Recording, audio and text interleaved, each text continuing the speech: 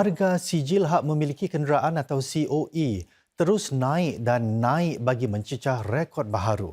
Dalam bidaan terkini, COE bagi kategori terbuka buat pertama kalinya melepasi paras $150,000 apabila ia ditutup pada harga $152,000. COE bagi kategori terbuka melambung hampir $7,400 hari ini. Ini peningkatan lebih 5% berbanding rekod sebelum ini iaitu sekitar $144,600. Pada bidaan pertama bulan Februari tahun ini, premium COE kategori terbuka adalah $105,000.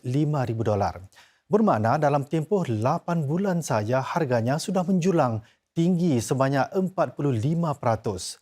Premium bagi kereta lebih besar dan berkuasa tinggi dalam kategori B juga mencapai rekod baharu, meningkat lebih $5,000 menjadi sekitar $146,000.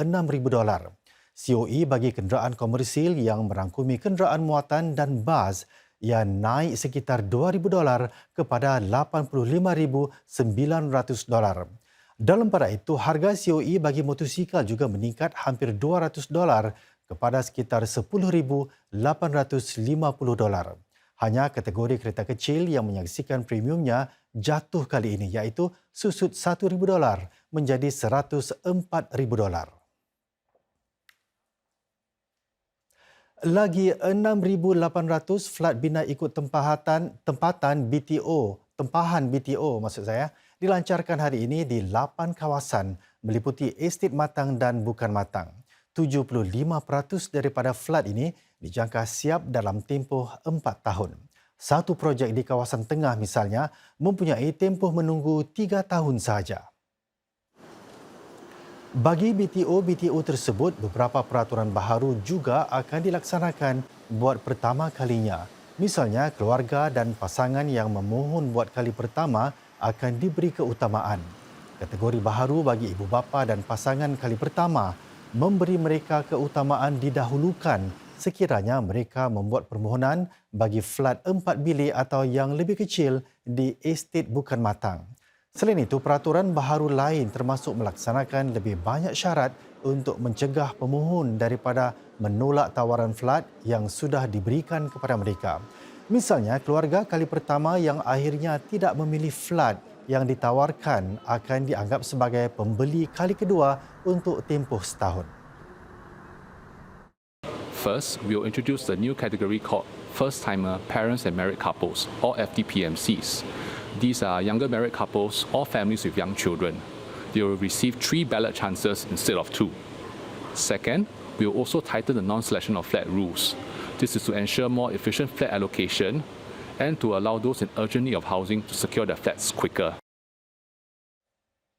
Singapura akan menjadikan khidmat kesihatan mental sebahagian daripada SG Lebih Sihat, iaitu program jagaan pencegahan negara. Menteri Kesihatan Ong Ye Kung berkata, matlamatnya adalah membantu individu membina daya bingkas mental, menangani tekanan serta mendapat bantuan seawal mungkin jika perlu. Beliau mengumumkan rancangan ini di Persidangan Kesihatan Mental Singapura yang dihadiri pegawai dari sektor pemerintah, jagaan kesihatan dan pendidikan. Sepanjang 2 tahun mendatang, MOH akan membangunkan protokol kesihatan mental dan menimbangkan faktor pencegahan dan sokongan sebagai sebahagian daripada khidmat GP di bawah SG Lebih Sihat. Pendekatan ini akan dibangunkan secara holistik dan akan menangani cabaran-cabaran yang menjejas golongan muda dan tua. Ini termasuklah pengasingan sosial dalam kalangan warga tua. Bagi golongan muda pula, ia termasuk keresahan sedang mereka menempuh cabaran persekolahan, media sosial dan emosi seperti takut ketinggalan atau FOMO. In this phase of globalization, digital connectivity and climate change and FOMO, mental health has emerged as a significant health issue. Our response cannot be over-medicalized. We need to recognize that this is fundamentally a socio-economic challenge, albeit with significant health consequences. And this is the approach which Singapore will try to adopt in addressing the mental health challenge. Singapura menetapkan ukur tara untuk apa yang dianggapnya sebagai kredit karbon antarabangsa bermutu tinggi. yang merangkumi pengurangan atau pelupusan gas karbon bagi projek-projek di luar negara. Mulai tahun depan, syarikat-syarikat di sini boleh menggunakan kredit tersebut untuk mengimbangi sehingga 5% cukai karbon mereka. Untuk layak, mereka perlu memenuhi 7 ukur tara. Antaranya, langkah menyediakan sumber tenaga alternatif atau pemulihan hutan di luar negara perlu diukur dan disahkan oleh pihak ketiga yang berkecuali. Pelepasan karbon yang dibuat haruslah berkekalan dan tidak boleh dihitung 2 kali atau dituntut lebih daripada sebuah negara. Sejauh ini, Singapura sudah memuktamadkan perjanjian dengan Ghana dan Vietnam mengenai pemindahan kredit karbon dengan setiap satu negara. Rundingan sedang berjalan dengan negara-negara lain termasuk Brazil dan Brunei. Pemerintah menjelaskan kenaikan harga air diperlukan untuk membiayai kos operasi Agensi Air Negara PUB. Ia juga digunakan untuk pembinaan prasarana demi mengukuhkan jaminan bekalan air dan memastikan bekalannya mantap. Ketua Pembangkang Pritam Singh kemudian bertanya, sama ada langkah menaikkan harga air boleh ditangguhkan.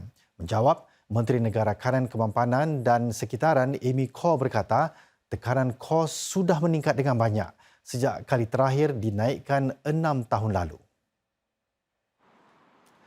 Tekanan kos ini, kata beliau, mendorong PUB untuk mengubah dengan ketara kedudukan operasinya. Ia mencatat kerugian bersih $109 juta pada 2021. Hakikatnya, kata Encik Khor, kenaikan tarif tahun depan tidak cukup untuk membiayai pelaburan $3 bilion yang diperlukan demi memenuhi permintaan air pada masa depan. Penggunaan air dijangka bertambah seganda pada 2065. The water conservation tax really is a tax to reflect the scarcity value as well as to incentivize consumers to use water wisely. But actually, the water tariff together with the water conservation tax is actually the price of water, which reflects the cost of producing, supplying water and conveying water.